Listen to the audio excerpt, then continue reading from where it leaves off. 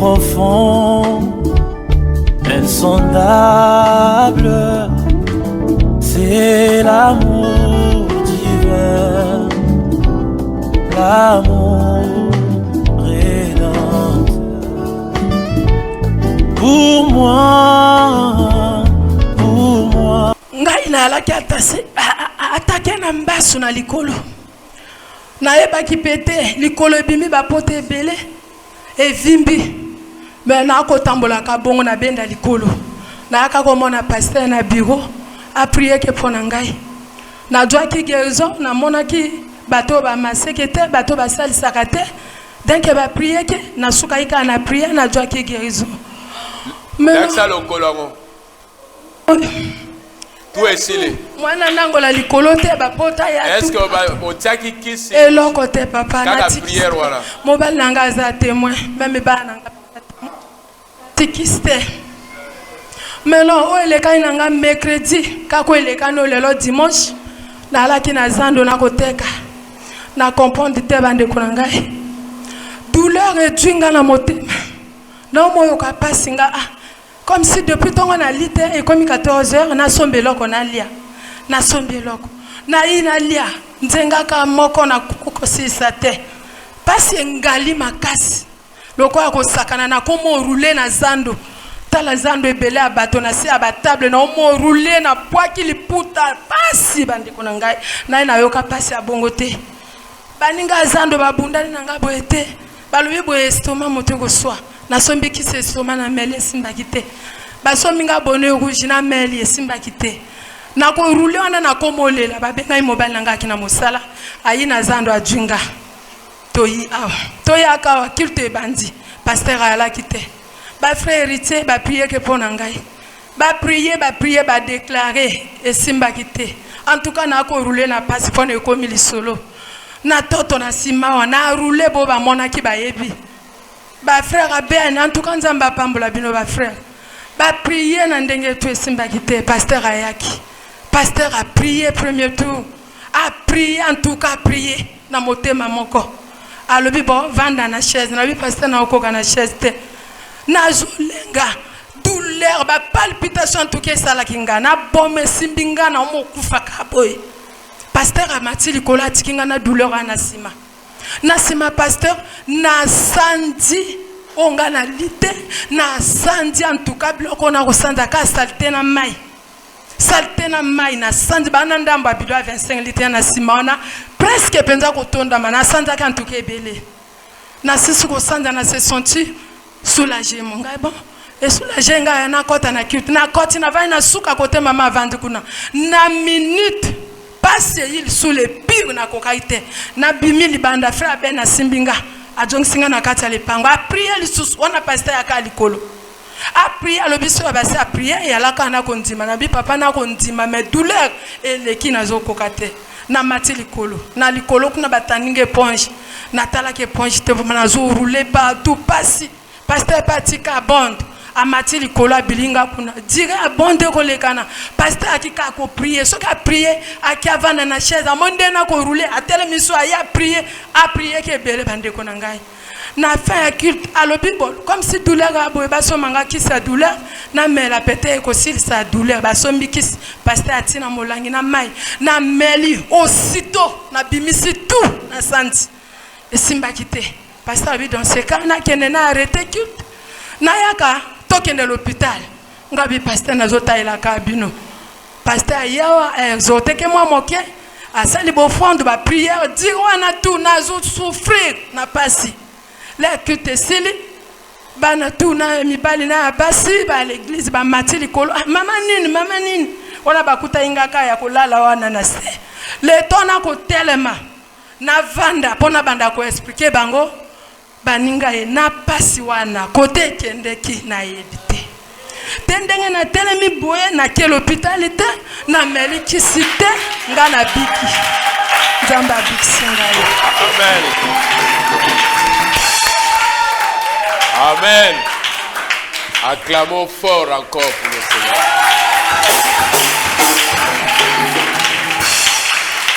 Amen. C'était grave ce que vous entendez là. L'un gars a commis un monde roulé par terre. J'ai dit, ah, qu'est-ce qui nous va passer? La mort d'une personne ou quoi? Amen. Cela veut vous enseigner, quand on prie, croyez. Tu peux être rétabli sur les champs, tu peux être rétabli quelques heures après, tu peux aussi être rétabli 2 jours après. Mais c'est pour son cas-là, c'est Dieu qui lui a guéri. C'est une guérison miracle. Quand je suis monté là, je ne pouvais pas rester sans prier. Il y a des combats, il faut prier avec résistance. Amen. Et la preuve est, quand ils m'ont appelé, j'étais à la maison, pasteur, douleur à tué Kengabe. Oh, c'est des miracles. Amen. J'ai loué Dieu, je les ai mis dans la voiture, je suis allé les déposer chez eux. Après observation, c'est parti. Elle avait aussi, comment vous appelez ça? On appelle ça quoi en français? Babé on est. Babaladi monsieur Mindele peut bailler bien côté. Et y a un biso africain. Amen. Le collègue Vimbia. Mbas wana même la prière na ba mbas même ba ta quartier tout et du gars guérison. En tout cas, le collègue Vimbia. Elle est venue au bureau, j'ai posé ma main, j'ai prié, j'ai dit et qu'aussi la kaka boyo tche le côté. Même ba ta quartier ba boire monsieur ba boire qui mbas ba ya na bureau na Sambeli. Semaine même kokité et c'est scellé. Amen. Mbas kutu ko lobana yo te et ali pour la biso opération moko ya moke. Hein, so motala mbas yaka na ye ya opération ka ya ba seconde. Ba demo ba forme belé musu ba belé musu ya mwa ba mike wana osaka akena. Mbas to prier na ba mbas belé wa kaka prière kena mo. Ce que motola mbaso ala kondimana yeto sambeli kaka sur les champs. J'ai dit à la sœur au tiel loko te ka ndenge na prière ne ko sila pe ka ndenge. Le colonel est normal. Ate qui cite prière ka. Amen. Vous savez, Dieu peut faire beaucoup si les gens sont reconnaissants à Dieu. Tu as aussi un témoignage. Si vous reconnaissez les petites choses que Dieu fait pour vous, Dieu peut faire de plus encore. Dieu a fait quoi pour vous? Shalom l'église. Bon, le témoignage que j'ai, c'est un témoignage de remerciement. Quand vous le savez, j'ai été mariée ici, mais ce n'était pas facile. C'est grâce à Dieu si tout s'est bien passé, parce qu'il y avait vraiment des combats, surtout de mon côté. À tel point que je me disais, bon, là, ce n'est plus à mon niveau, je laisse la responsabilité sur le Dieu du pasteur Paul. Je ne sais pas pourquoi, mais souvent quand je dis que là, je n'arrive plus, je laisse ça sur le Dieu du pasteur Paul, j'ai toujours la solution. Ça, c'est mon expérience à moi. Parce que avant même que je sois fréquentée avec le frère, j'étais là, j'avais pas mal de, comment je dirais ça, des propositions des autres frères de l'église d'ailleurs et tout ça, bien que je n'étais pas intéressée par ça, mais c'est devenu vraiment une pression pour moi. À tel point que je me suis dit, bon, aujourd'hui, je me suis mis à genoux, j'ai prié, je dis, Seigneur, tu m'as donné un pasteur, je ne veux pas vraiment le quitter. Les gens pourront dire que c'est du fanatisme, là-bas, ce n'est pas mon problème. Moi, je veux rester avec lui. Mais toutefois, si c'est ta volonté que j'aille ailleurs, que ta volonté soit faite. Toutefois, ma prière est que l'homme à qui le pasteur Paul accepterait de me mettre en fréquentation avec lui, que celui-là soit mon mari pour toujours. C'était la prière que j'avais faite avant même que le pasteur m'appelle pour les fréquentations et tout ça. Je ne savais même pas qu'il y avait un frère qui était parti le voir pour moi. Puis une semaine plus tard, le pasteur m'appelle pour m'informer qu'il y a un frère qui est allé le voir. Je me suis dit, ah, qu'est-ce qui se passe? À peine prié, et aujourd'hui il y a la solution. J'ai dit, d'accord, j'ai entendu, le pasteur me dit, va prier. Moi je dis, dans mon cœur je dis, Dieu, si tu savais, je vais encore aller prier, quoi, c'est la solution déjà. Et je suis partie. Quelques temps plus tard, nous avons commencé les préparatifs et tout ça, jusqu'à ce que nous sommes mariés. Donc, je suis venue remercier Dieu pour sa grâce dans ma vie. Et remercier aussi l'Église pour son amour, son assistance, pour tout ce que vous avez fait pour moi, pour le cadeau, même si votre cadeau n'est pas plus grand que celui de mon pasteur. Parce que son cadeau, même Ah, le cadeau de son pasteur est... Moi, oui. Quand je donne le cadeau... Oui. Même morte, son cadeau là sera toujours avec moi. Donc, je vous donne dis souvent merci. la parole de la vie. Merci, c'est... Acclamons le Seigneur. Moi, je parle pas français.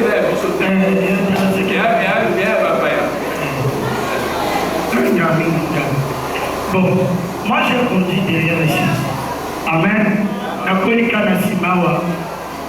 Tant que pasteur azoto kabisi, le pape oyo. Kana kina ni mwana mke, asimawa. La colika na simawa. Nabi pasteur Paul Kara. Amen. L'église par la biso de Zalaki. Peut-être Tobinga quitté pour ça, mais là, amen. Zalaki n'a pas la vie là.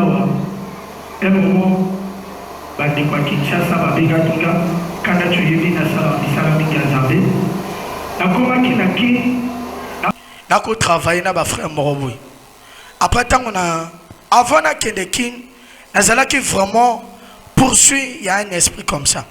Il y a que poursuivre vie tout le temps. Si on a raté une semaine, dans la semaine, on a jeûné prière. Si on a jeûné prière, on a semaine. Semaine, il faut jeûner. Parce que nous ne faut pas aller à même biliard, et qu'on a la même sec. Amen. Maintenant, on a Élie tout que demande à pasteur Paul. Parce qu'on a eu père. Pasteur, on attend à bon de la Nabatuna Simawa. Amen. Avant, on a confessé partout. Mais surtout, même, père à normalité. Barbo, pasteur à ça, la normalité. Pasteur, à partout.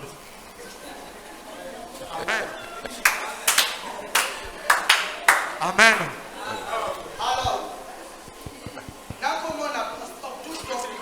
Amen.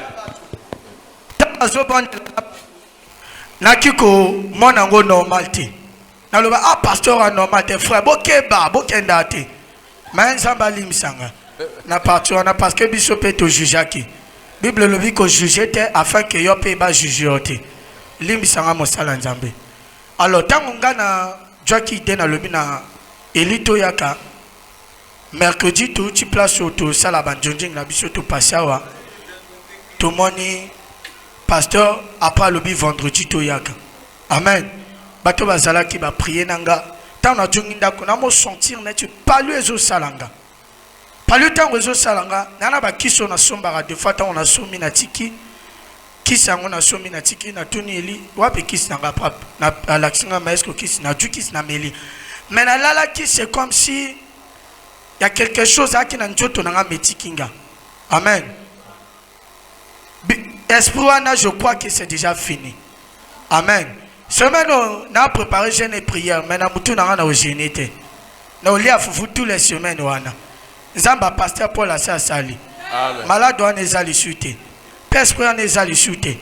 Père je continue à servir Dieu jusqu'à la fin de mes jours sur la terre. Merci beaucoup pasteur. Amen. Merci. Acclamons le Seigneur. Shalom Église. Vraiment, Téléminga, on a qui vraiment la difficulté au thème pour témoigner. Parce que la belle Nzambe, bon, au lobby, il y a un gamin dans mon thème. Mais quand on a vendu, en tout cas, Saint-Esprit a insisté à témoigner. Na boudé, na vu ceux qui a olingi qui na télé, mais qu'on a témoigné en gros. Donc il faut toucher mon serviteur, non, a insisté le combat témoignage. Tant que papa a insisté, le frère a télé, mais il a témoigné. Et on a dit, bon, Seigneur, c'est vrai, il faut témoigner. Quand témoigner, on a salinga, boa salinga, te ali comme ça, quand doit décision, nous avons balinga, on a insisté.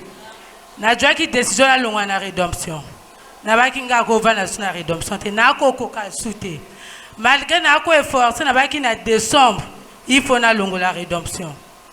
Tant qu'on a relevé, na zo demander toujours na prière. Le Seigneur a l'accent, le contraire, il y a décision nanga. Mais na ko tiaka mutu makasi. Na iko na mois de mois de février. Na ça la vision, na zo longa na rédemption, pasteur azo prêcher, na comme na libosa na koi. Koko ya wana na mo lembo tele manasoni. Mais là on a tourné na mon pasteur azo continuer ko prêcher. Tango na lamu na bina nzambe, wana ya yote, wana ya le diable. Ako lo banga soki na ke na ke no koi na poto. Mais nga na kolonga na rédemption parce que nazo ko kanango supporter te. Oyo ya na motema nanga. Nazo insister au prier, na yiko jwa sous décision. Le Seigneur a yiko laksanga, na yi na église, quand le mois de juin, à partir à 6e mois, il y a un mois de visitation, on va visiter que Marie pour la naissance à Jésus. Na baki na nzambe il faut visiter nga. Ba mo laksanga na yi na rédemption ba to akebeli. Na tuni sœur moko akina bloc amatoy. Yo ya na tia bengyo. Alobi na ngate la sœur ya Saint-Esprit motatinzinga awa. Nga bongo ya lobi na tele misu na peste nga Seigneur montre bloc amatoy mais Saint-Esprit atinzie na rédemption. Mais nga na mo linga na longa na rédemption. Ce qu'on a sala nini. Na yo mona pasteur moko a telemi na kota peste. Alobi na nga yaka na yo enverrier na mwana maboko boye na aki na poison. Pour na tianga poison na jolo. Fallait na récupérer poison ngo na boli moko aki na ye na timbet ko pour na betaye. Na tini moto moko ke benga papa na bitonga papa za kufa. Papa nga Johnsinga alobinga na malade. Na kokotele mate. Na bando bola sous pasteur wana. Na tini swa benga moto musu moto aki na makokite. Afonga au fait. Boki mabo ke benga nga pasteur Paul. Sco pasteur ayo ya katanga ya banga ma fille. Wana quel problème? Le temps à la mo expliquer pasteur, le cambo pasteur wana sali na fongoli miso yaki 6h. Malgré tout, motema ngala ka que non, faudra que mon pasteur Paul na demandé qu'il faut la longola na rédemption. Nazo bundana ngona motema. Le vendredi, mercredi. Na moi de comment moi na vine ma soeur, en tout cas, nga na mo que moi na papa, ngi faut la longola na rédemption. Lobi na butu na binzambe yo la kisinga ba marque tout même na banda ko kende jeudi ko combien les pasteurs tête comme tu rana kuita jeudi té na ke combien les pasteurs tête na nguma na ko prier le Seigneur a bien na romane ko to zo prier ya esika note yo ya kaka na rédemption na loba même na foi héritier on essaie ça ba moi na vani suis na bi Seigneur on ngana kanga miswa na lingi yo lobanga na ebo so lobinga ba manière tout mais na zone dur sur motema nanga mais on ngana kanga miswa il faut lobanga tango na lali le Seigneur a eu kolaksanga ndeko moka benga alobi na sœur yoko ya na culte nga habité na ko ya na culte te point ni na lobi ngai nazoke na culte na lingi yo manquer culte te il faut yo po ya na culte tango na lamuki na tonga wa ekomaki 5 heures nga a Seigneur mbalo na douter sous nangote mais loka suka il faut lobanga na cher na monoka serviteur non il faut convaincre nga tant on a vendu à pasteur à deux prêcher à l'objet que il y a un démon mo sous ko yaka ko animer na ma pensée yo ko kan sezan nzambe me nzambe te ako sala que yo okende apoko mondi moko likolo awa likolo moko kuna yango na tonga lelo na remercier nzambe que Dieu me pardonne serviteur n'est pas pardonné. Amen.